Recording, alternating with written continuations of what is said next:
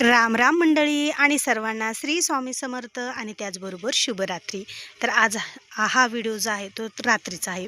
तर आज मस्तपैकी ना चुलीवरचं पिठलं बनवायचं होतं, कारण आज मूड होता पिठलं आणि भाकरी खायचा. तर चला म्हणलं, चुलीवर तर मी स्वयंपाक सारखं बनवतच असते, पण आज खास बेत म्हणजे पिठलं आणि भाकरीचा. बघा, तेल ठेवलं आणि तेलामध्ये खूप सारी मोहरी टाकली, कारण ज्यावेळेस आपण पिठलं करतो ना तर त्याच्यात जास्त मोहरी असलेली लय भारी लागते. त्याच्यामुळे का नाही मोहऱ्या भरपूर अशा टाकल्या, कांदा भरपूर टाकला. म्हणजे ज्यावेळेस पिठलं करायचं असतं ना त्यावेळेस जास्त क्वांटिटीमध्ये याचं साहित्य असलं का नाही एकदम भारी होतं बरं का पिठलं. तर कांदा पण भरपूर टाकला, मोहरी पण भरपूर टाकली आणि त्याचबरोबर हिरवी मिरचीचा ठेसा पण भरपूर वाटला होता, म्हणजे कसं झणझणीत असं आपलं पिठलं व्हायला पाहिजे. तर इकडं मग कांदा छान असा परतून घेतला. आता जास्त खरपूस पण नाही परतायचा, लाल पण नाही होऊ द्यायचा ना, काहीच नाही, एकदम मध्यम असा आपल्याला कांदा भाजायचा आहे. आणि बघा, आपण गॅसवर पिठलं करतो, भाकरी करतो, पण गॅसवर पेक्षा का नाही चुलीवर केलेली पिठलं भाकरी म्हणा, कोणताही स्वयंपाक असो, चुलीवरचा टेस्टी आणि एकदम भारी लागतच असतं बरं का. पण आता कसं आपल्याला जास्त करून धुराची सवय नको वाटतं बऱ्याच जणांना. कोणाला असती सवय करण्याची, कोणाला नसती. पण धुरामुळे म्हणा किंवा कोणाला कोणाला जाळ लागत नाही, त्याच्यामुळे बऱ्याच जणाला चुलीवर करायचा कंटाळा येतो बरं का.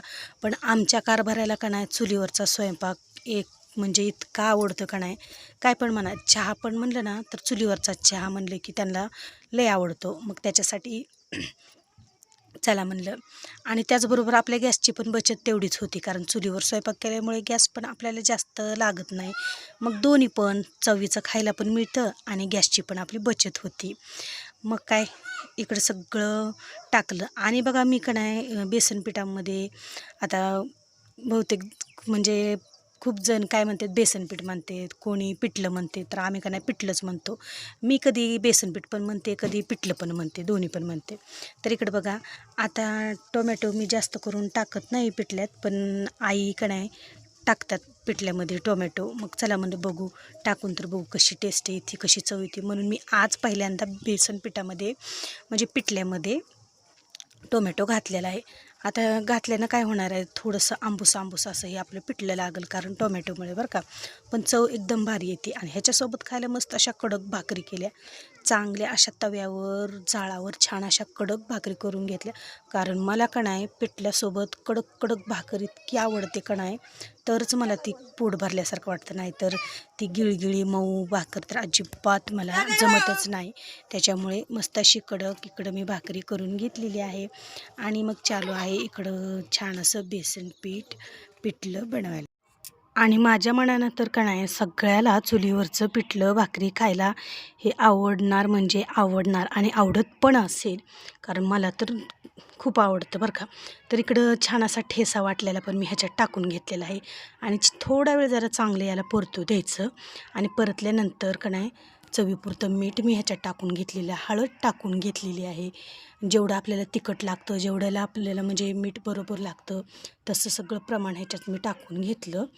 आणि छान असा इकडं सगळा कांदा, टोमॅटो, मिरची सगळी काही आपली इकडं छान अशी तळून निघालेली आहेत तेलामध्ये. आणि आता जेवढं आपल्याला पाणी लागतं का नाही तेवढं करायचं, कारण मी जास्त काही बनवणार नाही पिठलं, थोडंसंच बनवणार आहे. कारण ज्यावेळेस का नाही माझ्याकडून कशी होती ना, ज्यावेळेस मी जास्त प्रमाणात पिठलं बनवायला घेतलं का नाही तर बरोबर ती पिठलं एकदम त्याच्यात काय ना काय चूक होते, म्हणजे होतेच आणि ती चवीला बरोबर लागत नाही. पण ज्यावेळेस मी थोडंसं बनवायला घेतलं का नाही एक नंबर जबरदस्त असलं हे पिठलं होतं. मग त्याच्यामुळे मी थोडंसंच पिठलं घेतलं होतं, कारण खाणारे आम्ही दोघं तिघंजणच होतो, कारण बाकीच्यांना काय पिठलं खायचं नव्हतं. मग त्याच्यामुळे आईला, मला आणि लेकरांना घेतलं होतं, कारण हे तर काही खात नाहीत. मग छान इकडं मस्तपैकी असं पिठलंही हटलं.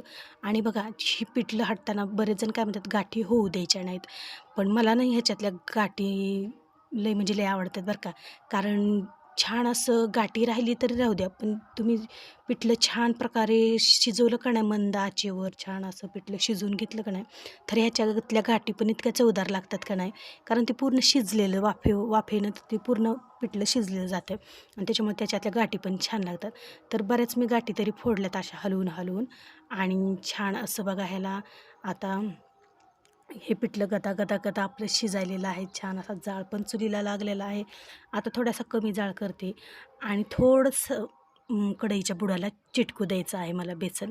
कारण ज्यावेळेस कढईच्या बुडाला बेसन शिजून रटारटा शिजून ज्यावेळेस कढईच्या बुडाला चिटकतं का नाही बेसन आणि ते खरडून बेसन घेतलं आणि भाकरीवर खाल्लं का नाही, बापरे!